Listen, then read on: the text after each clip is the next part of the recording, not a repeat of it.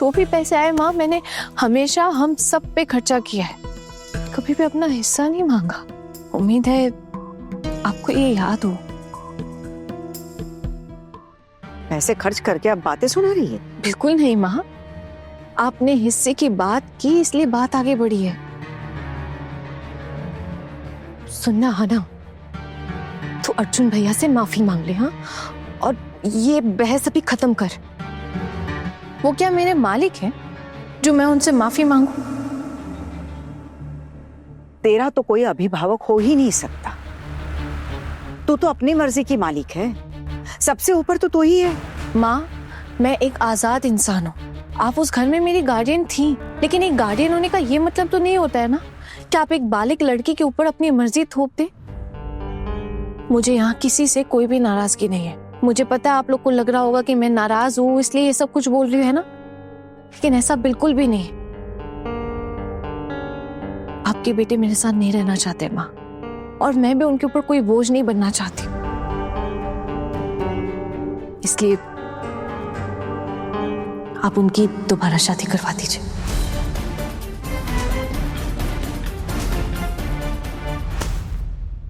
अगर तू लौट कर नहीं आएगी तो शादी तो करवानी पड़ी।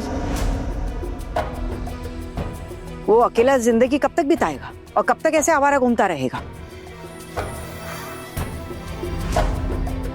तूने कब मेरे बेटे को कौन सी खुशी दी है? और क्या क्या नहीं किया मैंने माँ, वो भी बता दीजिए। मेरे अंदर तो हजारों खामियां हैं ना, आप एक लिस्ट बनाकर मुझे एक बार में ही सब सुना दीजिए। मजाक उड़ा रही है मेरा? मजाक कहाँ उड़ा रही हो दुर्गा? सही सवाल तो पूछा तुमसे। एक एक बार बोलने से अच्छा है सब एक साथ ही बता दो, इसे भी आसानी होगी और बार बार पूछना नहीं पड़ेगा। आपको नहीं पता ये लड़की क्या है। आप अभी कुछ ही दिन से देख रहे हैं इसे, लेकिन जो इसे झेल रहे हैं उनसे पूछिए, हमें पता है ये कैसी है। माँ, मैं आपकी ये बात नहीं मान सकती। आप अभी जो भी कह रही हैं वो गुस्से में कह रही हैं। आहाना ने आज तक हमारे लिए जो भी किया है वो किसी ने हमारे लिए नहीं किया, और इस बात को आप झुटला नहीं सकती हैं। आहाना ने हमें हमारे हक के लिए आवाज उठाने की हिम्मत दी है। मानती हूं अभी वो गुस्सा है, नाराज है, लेकिन उसकी असल वजह कुछ और है। असल वजह तो ये है कि छोटू आहाना को पसंद नहीं करता है, और जब उसका पति ही उसे नहीं चाहता, उसे प्यार नहीं करता, तो वो किस हक से उस घर में रहेगी? बहुत ज्यादा बोलने लगी हो तुम बड़ी बहू। पता है ना पोल्टू ने क्या किया है? पारो से तलाक के कागजात पर दस्तखत करवा लिए हैं।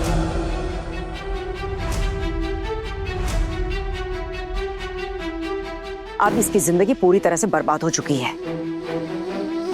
मामी माँ, मैं ऐसा नहीं मानती हूँ।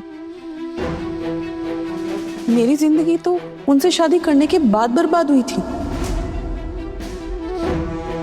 अब तो मेरी जिंदगी में थोड़ी बहुत खुशियां आई हैं। जानती है मामी माँ, अब मैं खुश हूँ, पहले नहीं थी। ठीक आहाना, तू हमारे साथ चल, वरना मैं बता रही हूँ अब मैं ना तेरे टुकुन दादा के साथ चली जाऊंगी। आप प्लीज बुरा मत मानिएगा दीदी, लेकिन मेरा बिल्कुल भी मन नहीं है वहां लौट कर आने का। आप लोगों के घर को ना मैंने बहुत चाहा था, इनको चाहा था, आप सबको चाहा था, लेकिन हाँ ना, तुम्हारी वजह से मैं उस घर में आई थी ना, और अब तुम कह रही हो कि तुम वापस नहीं जाओगी। अगर तुम ही नहीं रहोगी उस घर में तो मैं भी अपने ससुराल वापस लौट जाऊंगी।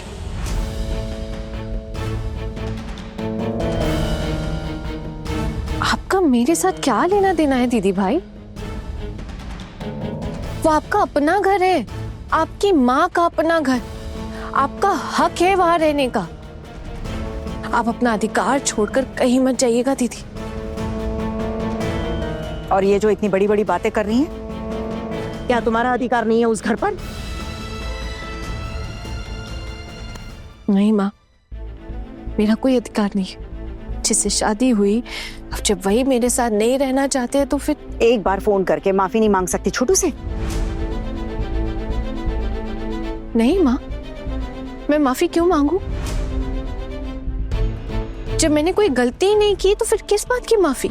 हाँ, अगर कोई बड़े बुजुर्ग होते तो मैं उनसे माफी मांग भी लेती।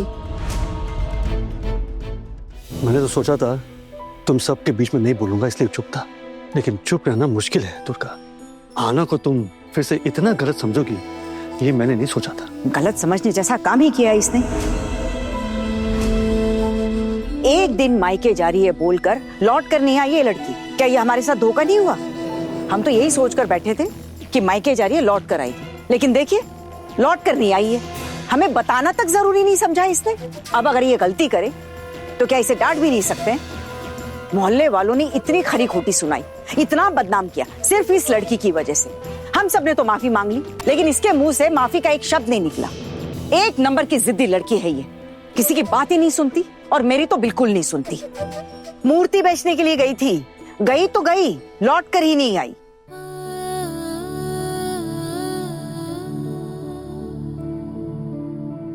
सोचा था माँ के पास रहूंगी, लेकिन माँ ने भी जगह नहीं दी। फिर कोई और रास्ता ढूंढने की कोशिश कर रही थी। सोचा शायद हॉस्टल ले लेती हूँ, वहीं रह लूंगी। तभी छोटू मामा का फोन आया मेरे पास, तो इनसे मिलने यहाँ चली गई। जब उन्हें ये सब पता चला तो उन्होंने मुझे कहीं और जाने ही नहीं दिया। माँ, अब हम बाप बेटे की गृहस्थी बहुत अच्छी चल रही है। चली रही होगी। वो घर तो बहुत बुरा था ना, यहाँ आते ही तो बच गई है तू। आपका घर तो बहुत अच्छा था, बल्कि मैं खराब थी। मैं आप लोगों के परिवार के लायक नहीं थी। देख, माँ ना भी नाराज है, गुस्से में है, इसलिए कुछ भी बोले जा रही है। मैं जानती हूँ कि वो कुछ दिल से नहीं बोल रही है। अंदर ही अंदर तो वो चाहती है कि आना घर वापस लौटा है। मैं समझ गई हूँ दीदी। वैसे भी आपने देखा जब आना ने कहा कि मैं घर नहीं आऊंगी वापस, तो माँ की कैसे शक्ल उतर गई थी ऐसे। जैसे भी हो दीदी, आना को ना घर वापस ले जाना ही पड़ेगा। आना वापस नहीं आएगी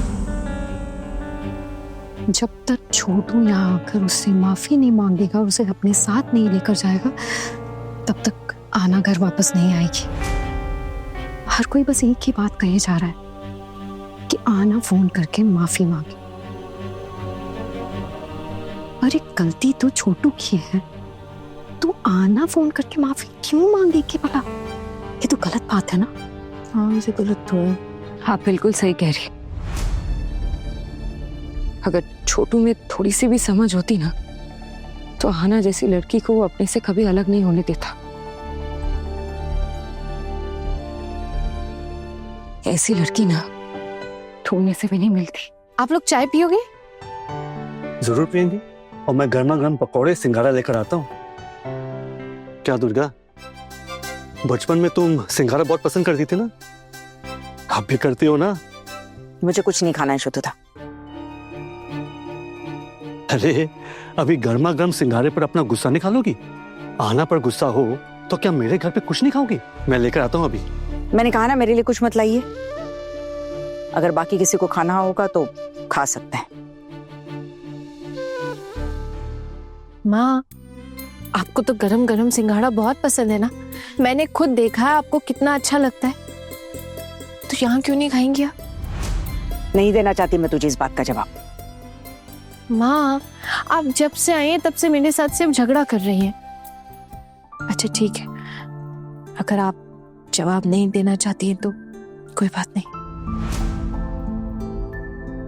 मेरे बेटे ने तुझसे जो भी कहा हो, पर मैंने कुछ कहा क्या?